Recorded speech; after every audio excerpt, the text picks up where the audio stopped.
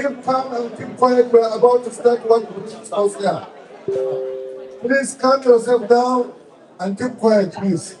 Uba Galatima is with the mic now.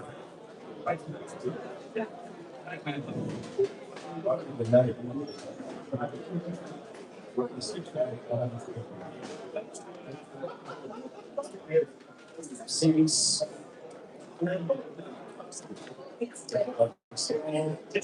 on the point for this. Was great. As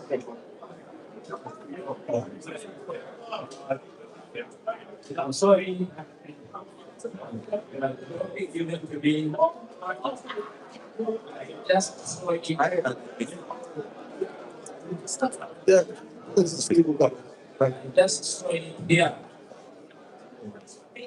And the second interesting which I think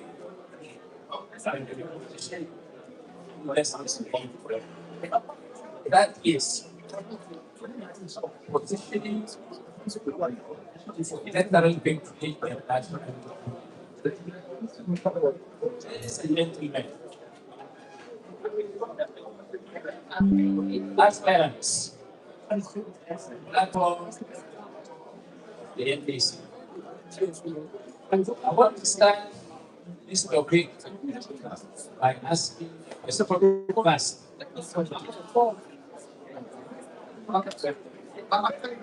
Please, don't set the bar. Don't set the bar. It's time to think one meeting. I was going to ask how many electoral constituencies in the FCT? Does anybody have an idea? Electoral constituencies for the general election in the FCT. Nobody is volunteering to answer this question. I think I would attempt to do it. We have one senatorial seat and two federal constituencies in the FCT. One comprises of Amak and Wari. The other, the southern one, comprises of Kwankwaso, Amadi, Oje, which other local government? Pali. Now, the point that I'm trying to make is that I learned as of today that there are about 4 aspirants vying for the Senate. I don't know if the number may increase before tomorrow or next tomorrow. And there are 17 aspirants vying for one federal constituency of Amak and Wari.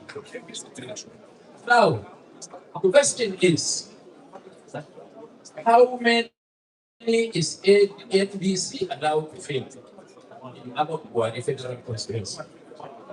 Only one. So, out of 17, there will only be one. It means 16 will be dropped or out of the race. So may I ask also, what do we expect of the 16 that are not on the ballot to do? I'm saying this because you as aspirants have to do justice to yourself. And the party is faced with a Herculean task. What's that task? The entire Electoral Act was skewed to frustrate the opposition political parties. All of it.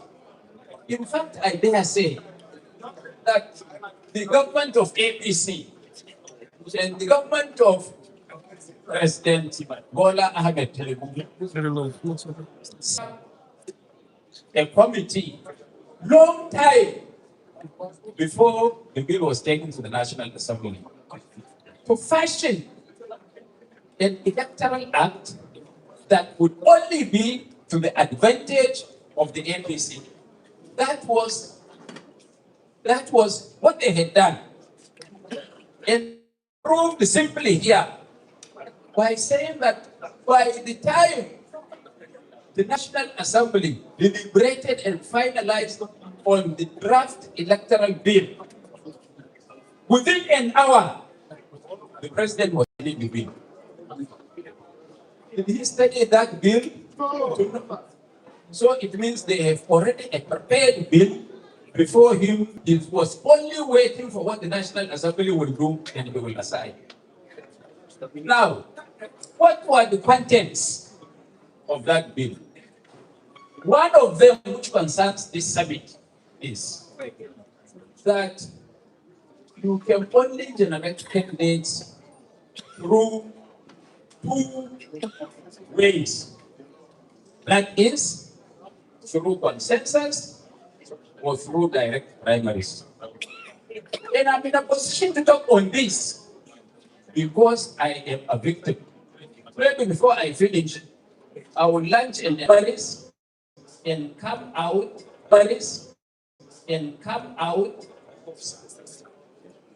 completely clean. It's not possible. Because not that we cannot organize ourselves. What the APC wanted to do, when we go into the issue of direct primaries, they will send the facts as they had done in Cairo in 2011, where 3 people were killed and about 57 people were hospitalized on that day. That was what led to going to court, and that was how I was fined as National Secretary of the party 150 million naira. Now, you as aspirants, would you have patience that is where accept when the verdict of the party when we do a consensus? You can only answer that question to yourself. Is it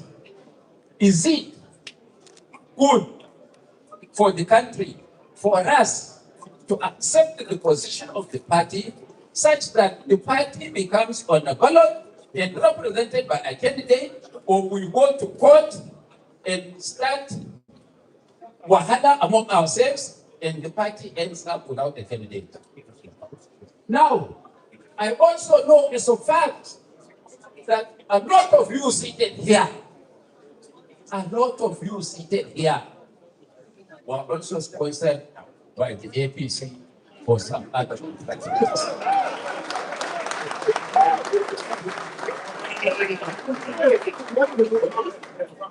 And what you are supposed to do for them is to say, I no agree, and then the NDC does not feel the agenda. Would that be fair to the people of Nigeria? No.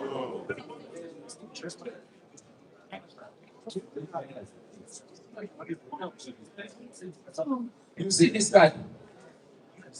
This card belongs to an individual. And he met a friend of mine in the bank yesterday. He went to pay for an expression of interest for the presidential slot in the NDC. Maybe he's here, I don't know him. And that, my friend, they drew in the conversation. He was talking to somebody that he wants to pay for the expression of interest, run for the president on the ticket of the NDC. He said, we go teach them lesson that once we get the form to run, they either settle me at my own price or we invite the government to assist us, the Baru, everything. That is for the presidency. I have his name and telephone here on this card that I've just shown you. So even if that is being done for the presidential slot on NDC platform, I also have on authority. Is there anybody from Delta here? Yes. Raise your hands. Yes, we're here. Okay. You have a problem coming to you. We have an agent of the governor of Delta State, his advisor, came into the NDC and bought 5 slots for certain constituencies in Delta.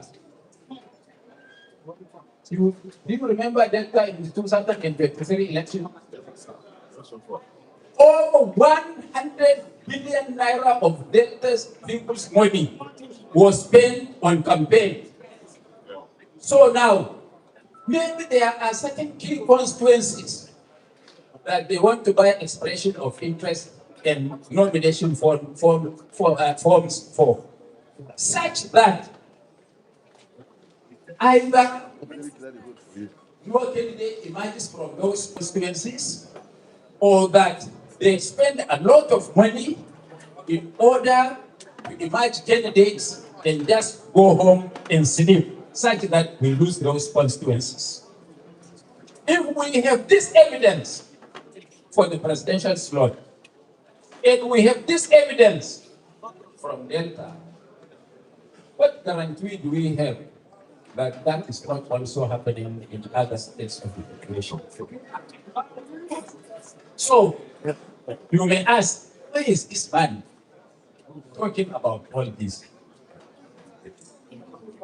I have an interest. And people tell people that I'm over 75. I have no business in standing before you and talking to you about these issues. I shouldn't be in the trenches now with you.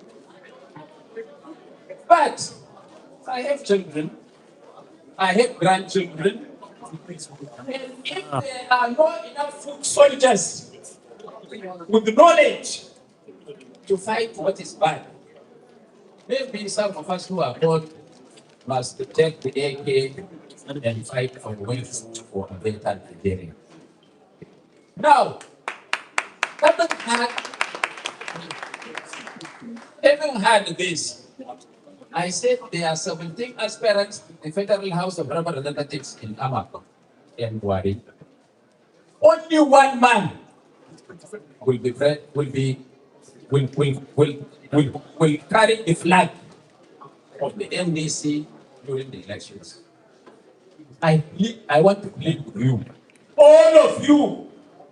I want to plead with you and tell you the bitter truth.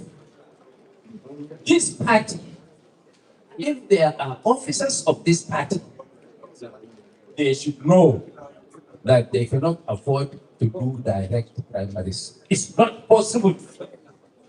If we attempt it, the NDC will end up without candidates for election. So we have to give and take. As I speak to you now, NDC is the most strongest political platform that can successfully challenge the APC and root it out of government.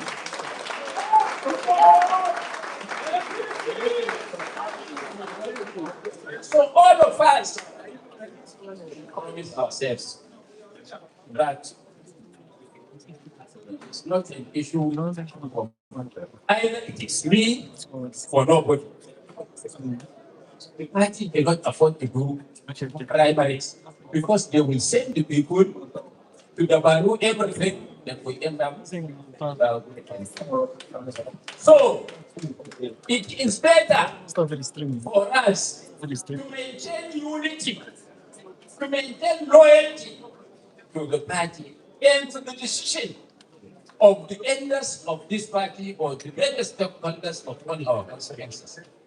That whoever emerges as a candidate for any constituency in this country, that you will all support that person to succeed.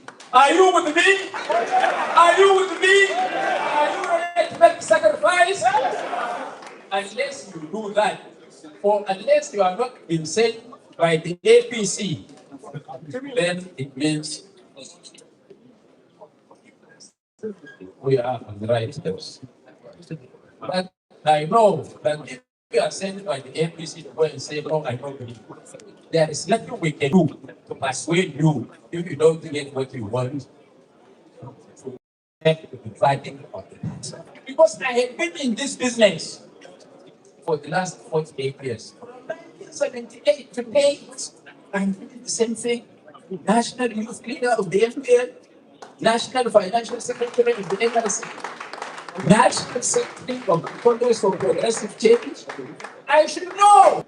And I attended 1987 Constituent Assembly, 1994 Constitutional Conference, 2014 National Conference to fashion a constitution for Nigeria. So I'm in a position to know all the nuances, all the dots in all these matters. Gentlemen and ladies, or ladies and gentlemen, as we want to get to I want to see who wants to take what's government to continue. No, please, there's don't feel ashamed. It's your democracy we're talking about. Is there anybody here? No. So if you don't want to take what's government to continue, even if the party sticks, because Tinubu has destroyed democracy, what he has just done by these ways of generating candidates, he thought he's stifling the opposition because he thought that they are in government in 36 states of the federation. Don't mind the other ones for their own support, even Abia, Anambra, Bauchi, or Ibadan. Secretly, they tend to do that, sir, just allow us to get our piece of the cake at home. We will support you. Is that not what they are saying? So if they are all 36 governors for 36 states, including the emperor here in Abuja, are all supporting you, why are you afraid of an election? Please. Why? Why? Why? I can't understand. We have commissioned a poll by some international companies. One of the results of the poll said that Tinubu will score 18% if the elections were done on that day. And the other one that was so generous to him, he will score 22% as at that time. And I believe that the graph of the popularity of APC and its government is sliding going up. So they will have no chance at all to win any election. The only chance they have is by using you to facilitate chaos in your own political parties in such a way that they can write figures and announce themselves. Can we agree to this? No! Let me tell you, there is no justice in Nigeria. Carry that behind your head. No justice. When there is no justice, there will be no peace. I want to say that we can only do justice to ourselves. And we have to force that justice. You know how they manipulate the courts. You know how they manipulate the security. Thank God that now there will be a division even within the security. Now that the man who is helping him to arrest and jail people, his own powers have been cut by 99.9%. So, ladies and gentlemen, I want the topic saying positioning the opposition towards electoral victory and national unity. Some opposition figures of opposition political parties do not understand. The coming of the NDC has brought a relief. And NDC had brought a relief to the NDC. They do not understand. If not for the coming of the NDC, the ADC would have been a history by now. And there will still be a history.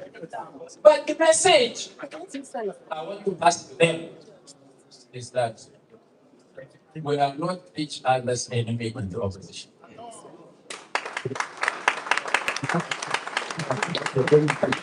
We should be complementary.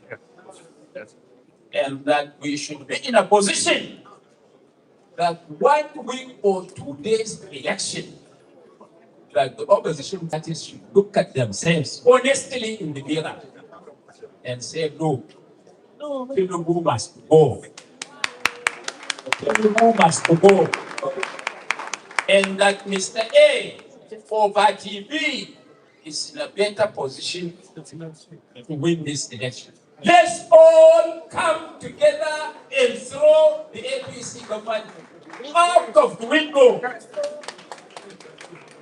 So if we dissipate our energies in fighting ourselves, and you know, if people are fighting you, everybody is fighting you, it means they believe that you are strong. If NDC is not strong, they would not be fighting the NDC. All of them, they are dissipating their energy. Instead of fighting the APC, they are fighting the NDC. I can't understand why. I can't understand. That shows you that the NDC is in the forefront of the opposition. And that the others have no chance.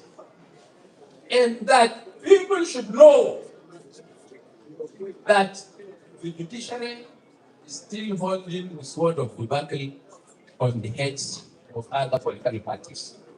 We are clean, newborn baby, without blaming, without that, without any.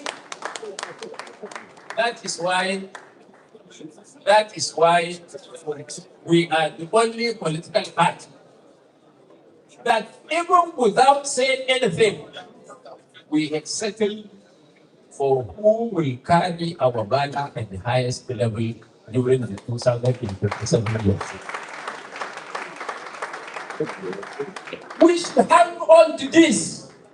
And it is a message to all of you aspirants at various levels of electoral contest that we must behave like what Peter Obi and Senator Rabiu Musa Kwankwaso are doing.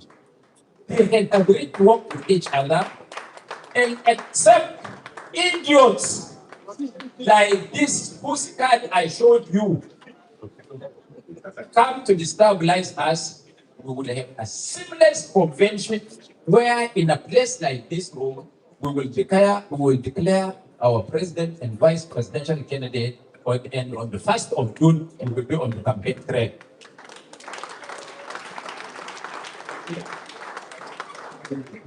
I want to say, without fear, that INEC can never do justice to us.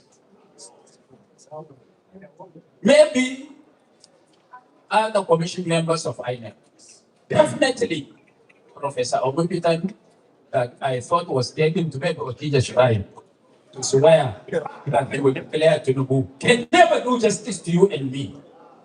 So we must force him and do justice to ourselves.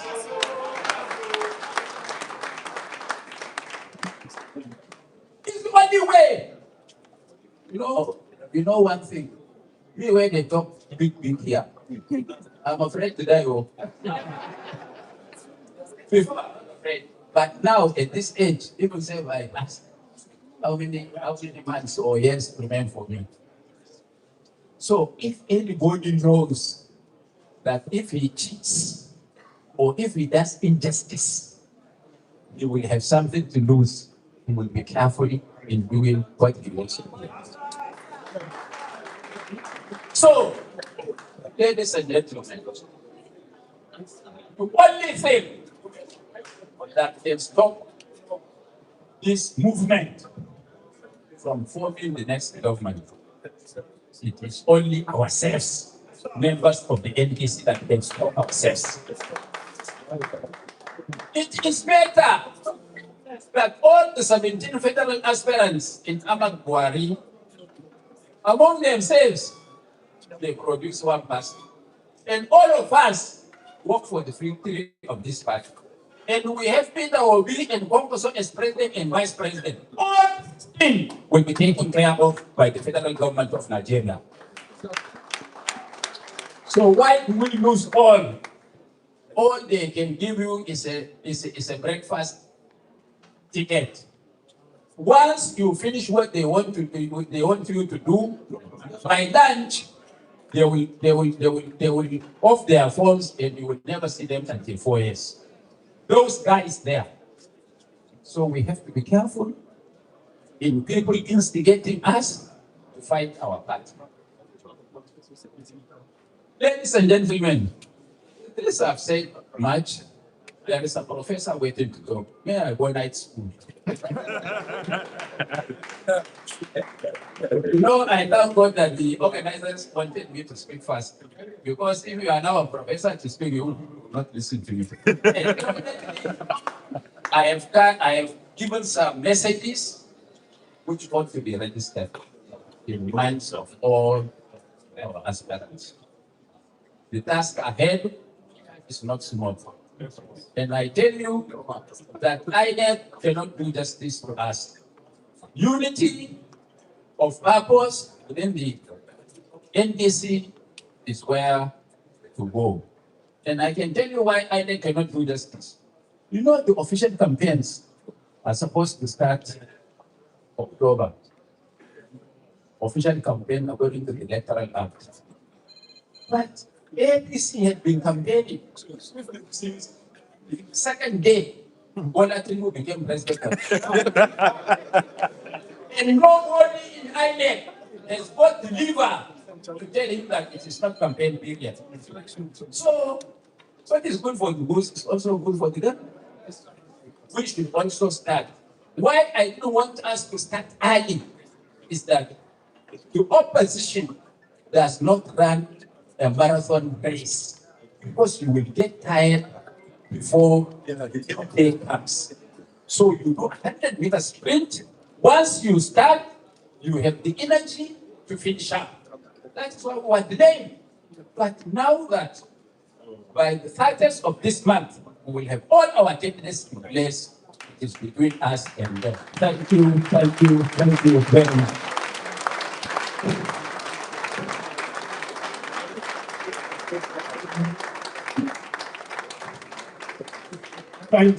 Thank you, sir.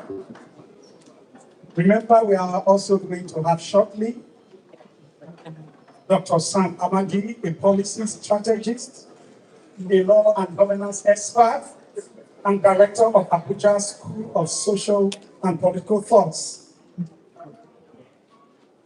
Before he comes, I also want to use this similar opportunity to welcome one great political activist, a social change agent, a co-founder of the Bring Back Our Girls in Nigeria, our dear sister and leader, and a senator soon to be, Comrade Aisha Yusuf.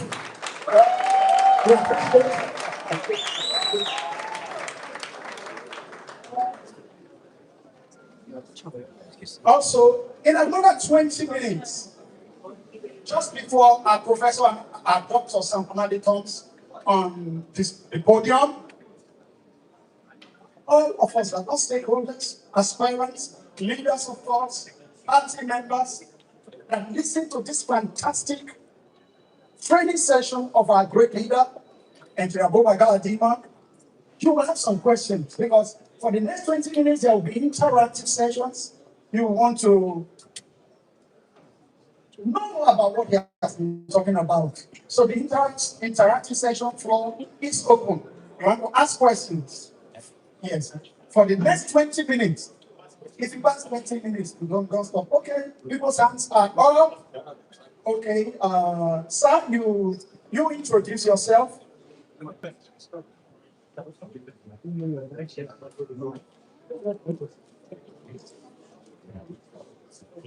Okay, our national leader said we should disrupt the program and allow the trainings all run concurrently first before the general interactive session and panel discussion session. Thank you very much. Introducing Dr. Sam Amadi.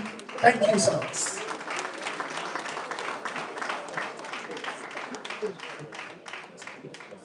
Thank you so much. Don't allow my mother to see you. He's, I think it was a wife who says professor of politics.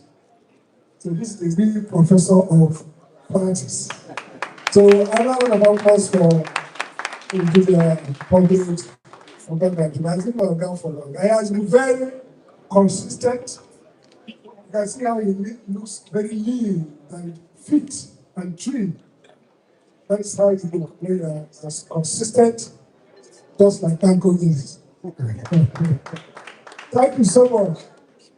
I think I'll build on his message. First, I agree with you that INEC is biased. There's no basis to compress primaries at this point when campaign will still take a long time to. So what's the rationale of forcing parties to finish their primaries by May, even when they have up to that many months to begin campaign? So what would they be doing? So I think it was an error. It's a grievous error. I support that INEC should have extended the period for primaries. Now would enable the parties to be properly grounded. But it's what it is. And I think the parties do well to overcome that challenge of time. I'll make 3 key points. The first relates to what it means to be a member of a movement. The bigger movement, the Kwankwaso movement, and now the OK movement. A movement suggests a direction. A direction in politics is often symbolized in a person. It doesn't mean that that person is perfect. It means that that person represents the core values of the direction or embodies his ways of performance or profile where we want to get to. Since 2022, I told the during election, the Biden movement has been constructed around the mission and the person of Mr. Peter. And the reason is not fatalistic or just flimsy. The reason is that all significant change in history happens when an idea crystallizes and embodied by a group of people. So whether it's China, since 1978 under Deng was a member of the Communist Party. He's an old brigade.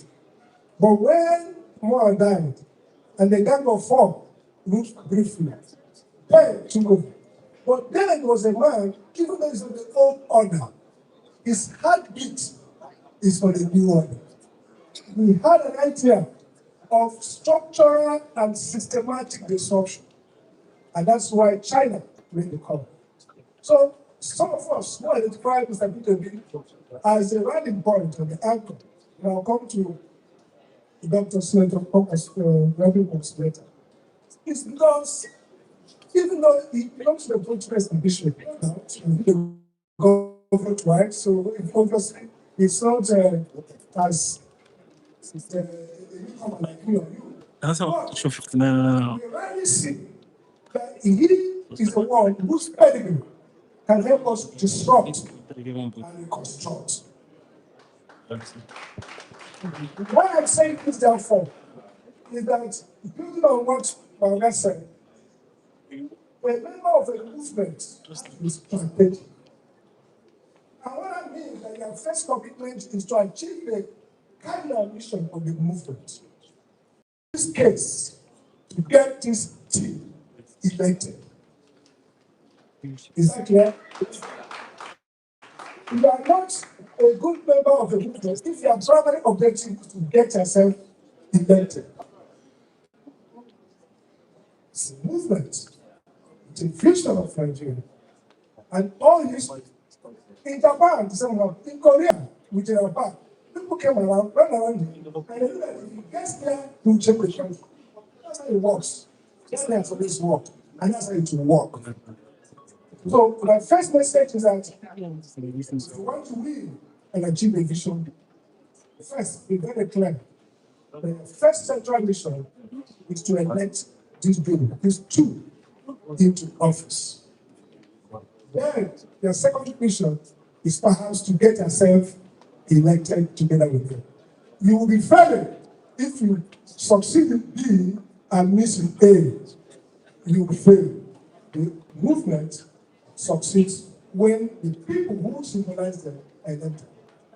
The second point of flows from this is that that's the reason why we are all here together for a better Nigeria. In 2007, when President Aguilar won the election, and Mr. Otomanika was the secretary, and Alhaji, former senator, former what's his name, someone of PDP, Ahmad Ali was chairman. I was part of the group of six for them, the first ever, the only one, summit of elected candidates elected from House of Reps. The President was there, and Jonathan was there, Ambassador was there. And the key point for that summit is that to be elected is one thing, to know what to do is a different thing. The problem has always been that people smartly get themselves elected but don't know what to do to achieve that objective. And I spoke with our leaders, great man. I think the good system he has a warrior who is tested in the military, in the governmental, in the human rights struggle, in the Nile Delta. Which I was a key member as well as the people from Kenya and Nigeria. So I can attest to his understanding of strategy of warfare. And for the party, he had told me that this party needs to be trained. So that when they win, when it's won, when we win election, we will govern well. And I think that's the point that this summit is all about. It is that it's a privilege to have the ticket to go to the party. But more important is that it's an opportunity to advance the values and goals of the party.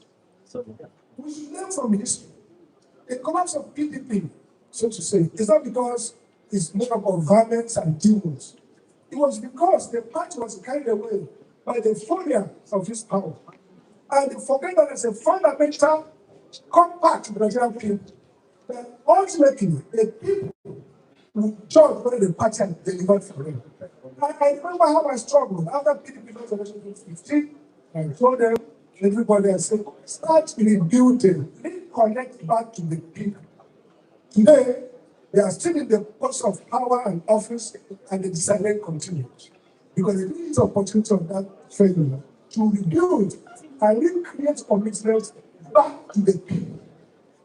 And so this party's vision of service to the people would not make any sense if we, the people who want to go and aspire and use the momentum, but so about it. Member of coming in the house saying it's from the APC. Yes, that's a momentum. Everyone likes momentum. But the question is, what will we use that momentum to achieve? So my message this morning is that the party has agreed, and I hope they will do that, to put all of you into a crash program. As we take the ticket in the couple of days, you will be subjected to continuous education. Maybe 2-3 hours in a week, you go online and you will be taught some of the crises of development. If you're going to this assembly, you will be taught how you can work to generate laws that can change some of this problem.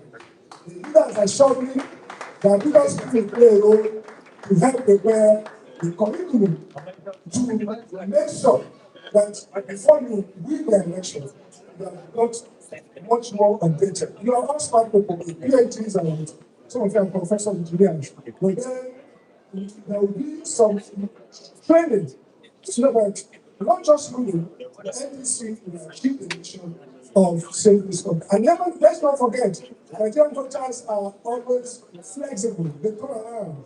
If they elect you don't perform, they swing wherever.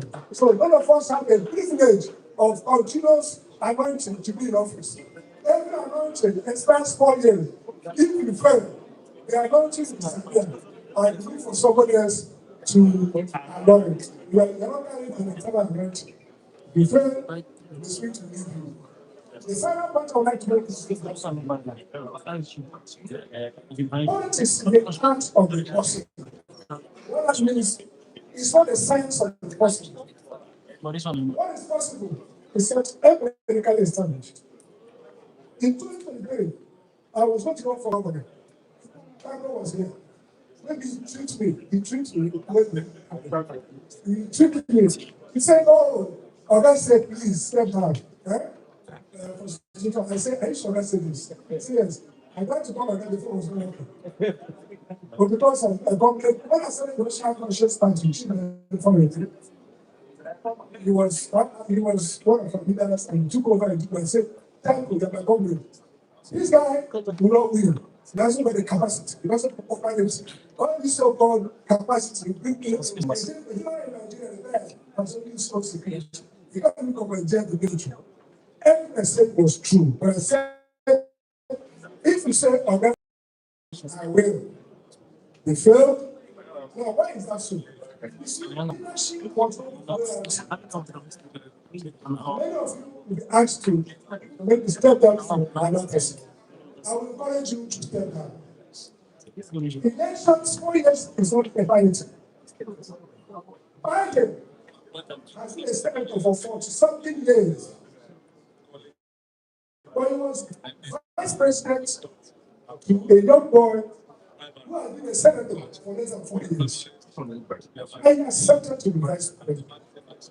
I was one of the most loyal vice presidents. After him, he was supposed to run for president. They said, "Don't run." Allowed the Clintons to run. The Clintons ran and failed. Then he ran. The leader said, "Come on, they lost him." He ran elections until we got on. He did what we agreed. That's how an organized system works. We can't all run at the same time. You can't all run at the same time. Some will run first, some will come later. But those who come later, we have a more glorious career than those who run. So I know it's difficult. I know all of us have opportunities there. You have to take it as a say. But don't forget, every movement survives on the basis of loyalty to a cause, symbolized by person, and willingness to see a bigger picture. There's always a bigger picture. The office is not as big, something is bigger than it. So we encourage us to all aspire with the movement, accept rules, accept fairness. When the article is different for you, accept the article. And the final point I make is this before I see that. I think that we are at a threshold of history. We can make history. There is something fantastic about the Kwankwaso obedient movement. And I tell you what it is. I have studied the development of countries in the world. I've read development in economics, I've read political theory. I can conclude on a few things. One of the most fundamental things is in a multi-ethnic, multiracial society, you can't attempt development without a bad political coalition. This coalition is beyond electing the doer to office. This coalition can be the beginning of undoing all the problems, misunderstanding, wrong beliefs of ourselves. It can be the beginning of another golden age when the handshake across the divide can be cemented.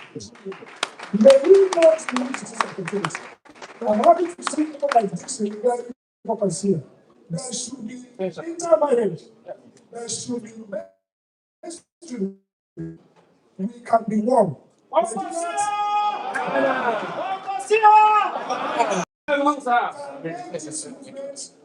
recreate the Nigeria that the leaders have destroyed. And then the end of the end, there's more that keep us together than divide us. Our divisions are arbitrary and natural. Our togetherness and oneness is more natural. Can you imagine? Was anything distinguished between me and my other brother? We had series of meetings before this day. Each of those meetings in my office, seatbelts, no disagreement, no dissonance, no presumption, nothing like this is a Muslim movement. It was as if people of God, we are meeting and we agreed not one item whatsoever. I even teach at the rest of the studies. One of the my class, because one of my best candidates, my best friend, one Muslim woman, she always comes to my office after every class, and she gives me the priority question. And after that, she will stay in my office and pray. After praying, she will come to the table, we eat and discuss. I said, every guidance she gave me will become successful. So that's a natural thing that we are together and divided. Let this movement be the best of a new Nigeria. Where we will not be divided against or divided again. Together, new people are going to Nigeria. Great again. Thank you so much.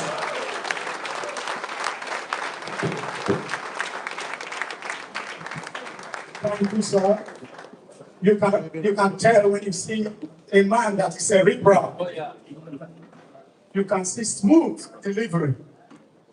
And at this time, I'm going to quickly call on our dear political activist and social change agent, Comrade Aisha Yusuf, to give us that one lecture. Please celebrate this woman. Celebrate this woman. Thank you. Thank you.